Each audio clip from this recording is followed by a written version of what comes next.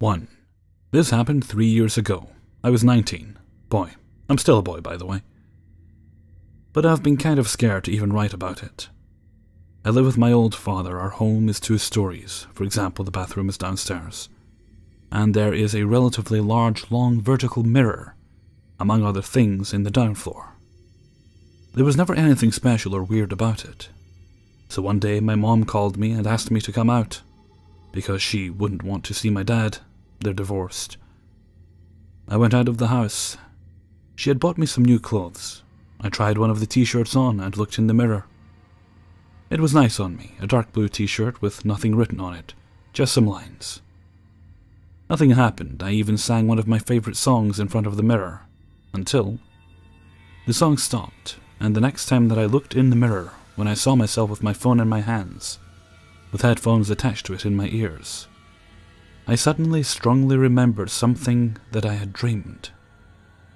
I couldn't tell when, but in that dream I was in front of the mirror with my phone, and strange enough, with the same shirt, with the same lines. And when I was looking inside the mirror, the eyes of my reflection in the mirror were not looking at me. I know, normal, it's a dream. And then something happened. Still talking about the dream.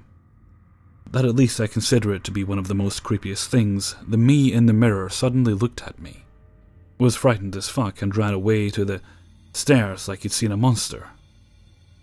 Imagine my horror the moment I remembered that dream, so my 19-year-old self chickened the fuck out and ran to the stairs. But the thing that makes me cringe even today is not the dream, but the memory that when I remembered the dream and suddenly ran away from the mirror, I felt that my reflection did not move. But I always conclude that last part was created by my imagination. Well, I hope so.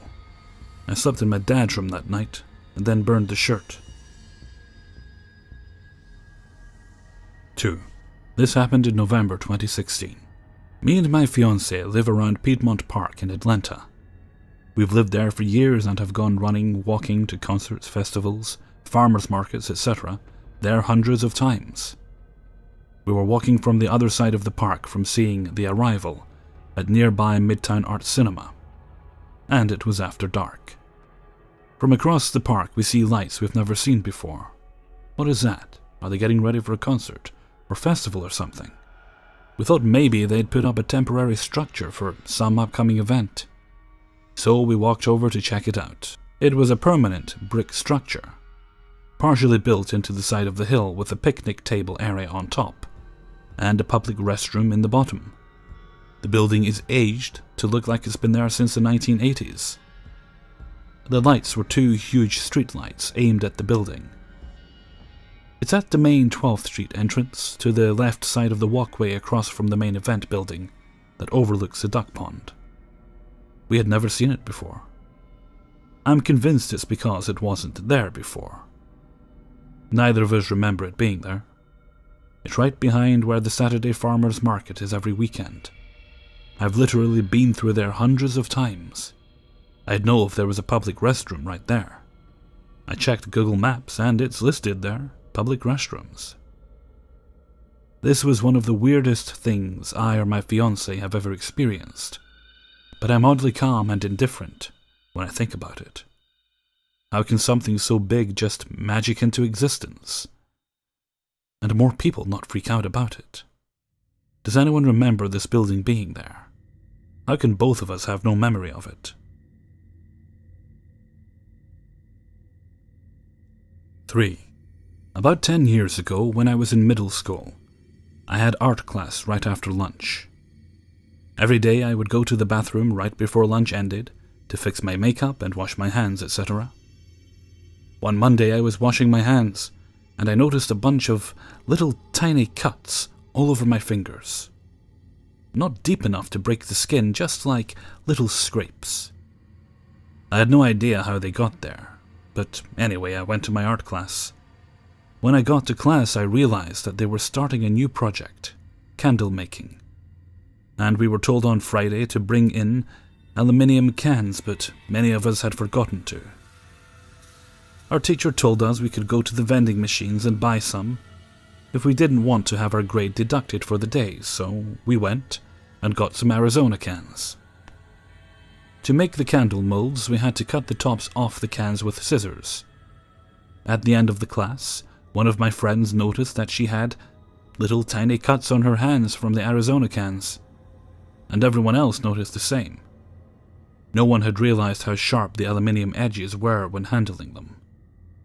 I told my friend that the cuts had been on my hand before class, but everyone thought I was mistaken because it was obvious the tiny cuts were from cutting the cans. I only had art class every couple days, so a few days later I was in the bathroom fixing my makeup after lunch, and I noticed these tiny little specks of purple on my face. I picked them off, and they left little stains that I rubbed off with a wet paper towel. That day I got to art class, and every table had some wax at it, and some dye blocks. I specifically remember that our table had one unopened package of a very dark color. When we mixed the dark dye blocks with the candle wax, it turned to purple wax. After the girl sitting next to me poured the wax into her mold, she turned to talk to me, and I noticed the same tiny purple spots on her face. She got them off, and they left the same tiny purple stain that rubbed off. They were from the wax we had just made, but they were the same ones that were on my face before we ever made it. To this day, thinking about this freaks me out. I hadn't touched any of the cans, and the dye hadn't ever been used to make the wax, but somehow my fingers had already been cut, and my face had already been splashed with wax, before any of it was ever supposed to happen. Edit. After reading more of this sub, I think my weird little story is interesting and unique, because it happened once, and I knew it was really weird. I thought about possible explanations a lot, and considered every way I could have gotten those cuts or somehow misremembered seeing them on my hands in the bathroom. Then a few days later, the same thing happens again. The second time is what really confirmed that something bizarre happened, and ruled out misremembering for me. 4. So a little backstory. On Thursday, my fiancé and I picked up some buffalo wild wings for dinner. They had 60-cent boneless, and we ordered ahead and took it home after work. We have a family room, man cave in our house, where we generally watch TV while our daughter plays. That's where I have my PS4, and the room is directly connected to our sunroom. This is where we go to smoke, since we don't smoke directly in the house. We decided to eat in the family room so our daughter, about 1, can play and we eat. After eating, we got lazy watching Netflix, and left the bag with the empty boxes downstairs on the computer desk. We brought cans of soda down with us as our beverages. Once we decided to head to bed, and I do my nightly sweep of making sure she, my daughter, didn't turn on my PS4, clean up toys, etc., I noticed my PS4 was on. I turned it off, and she, my fiancé, and I set my controller on our fireplace before heading up. We both brought up our soda cans from downstairs, family room, with us to throw away. Once we opened our trash can, we noticed the can was completely full. I told her we'll just put it on the counter and I could take the trash out in the morning. Everything normal. In the morning I woke up to her telling me if I wanted to smoke before I go to work. I need to go now and she's already got her morning smoke in.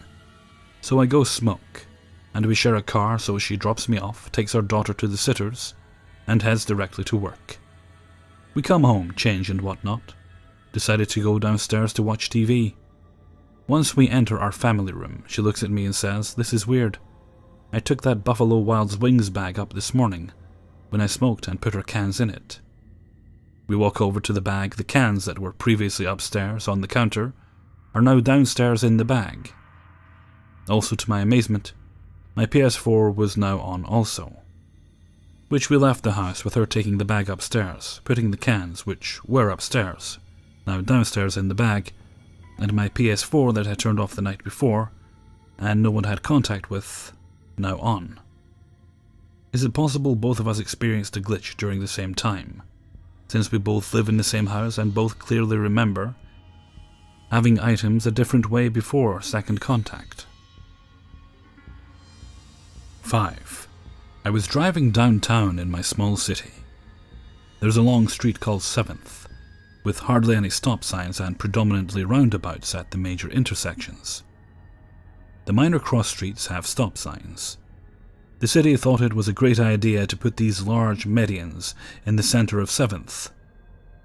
So when you are sitting at a stop sign on one of the cross streets, it's very hard to see if someone is coming towards you. Having no stop signs, people tend to fly down that road. I was traveling up 7th towards my school, and tried to make a point of driving a bit slower when coming up toward the crossroads, just in case someone is making a left or going straight. I was nearing the intersection when a red car pulls straight out in front of me. We both slam our brakes on to avoid hitting each other, both of us coming to a dead stop for a few seconds. The car looked exactly like mine. Same color, model, and even has the awful failing paint on the hood, making it look sunburnt.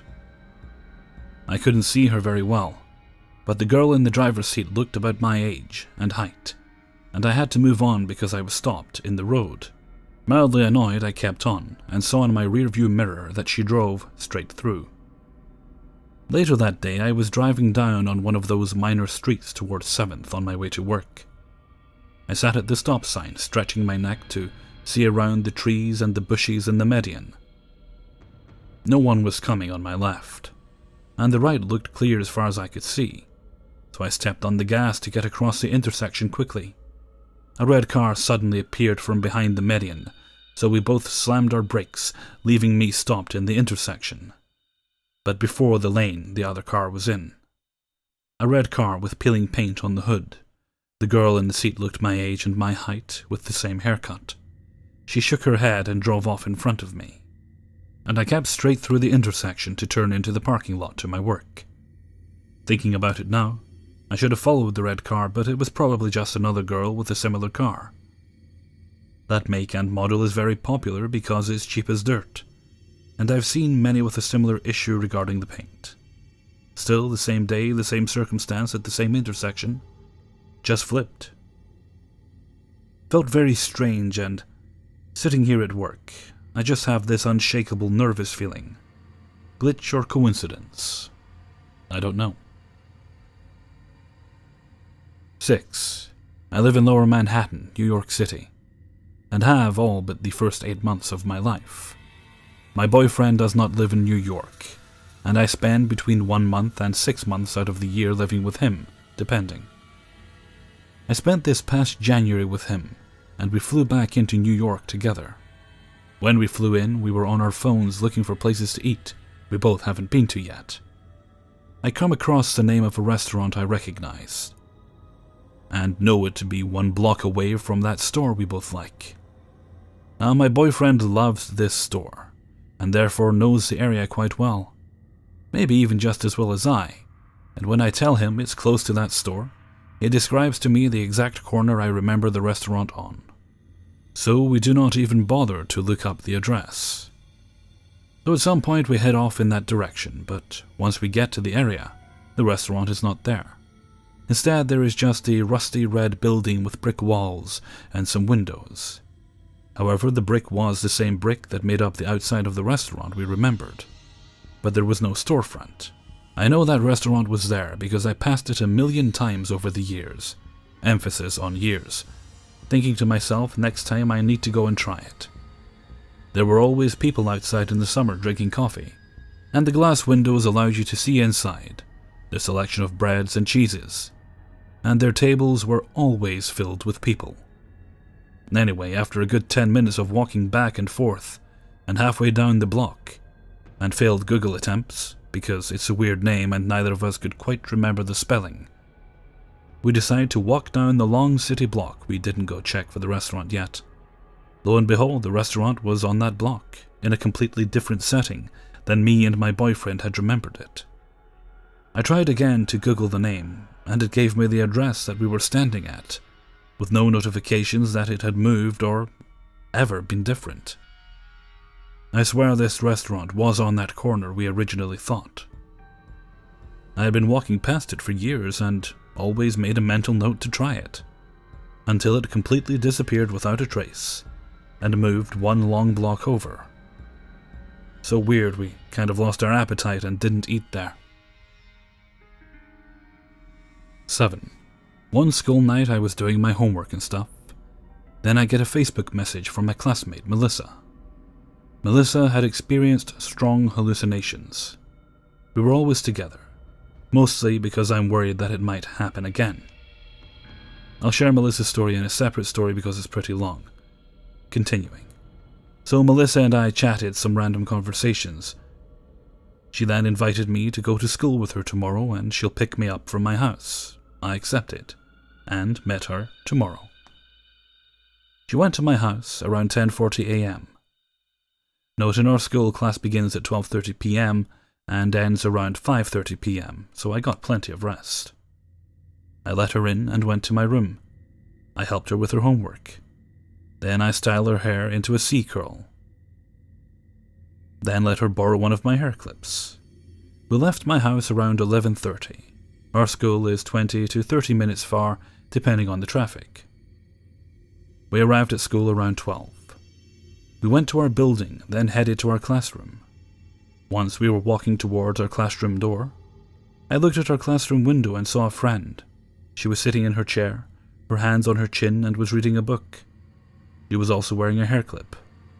I thought nothing of it, and just bowed down my head and fixed my bangs. I then looked to my side and saw Melissa. I then realized the friend I actually saw in my classroom was Melissa. Hey everyone, Hellfreezer here, and thank you very much for listening to my Glitch in the Matrix video. Bit different than usual this week. I'm afraid all I could find were shorter stories. So we've got 7 of them, and the video is coming in a little bit shorter than usual. I'll try my hardest to get something longer for next week, but it was mostly shorter messages, and the stories are fine. Just, you need more of them to make a video, that's all. I would of course like to say thank you very much to everyone who allowed me to use their stories in this video, and the last story, if anyone is interested, was actually a subscriber story. Okay, and I think I'm going to head off for now because I want to get a little work done on Friday's video. It's going to be a paranormal one this week, and it's been a little while since I've done one of those, I think. Did I do one last week? No, I don't think I did. It's been a little while since I did one of those.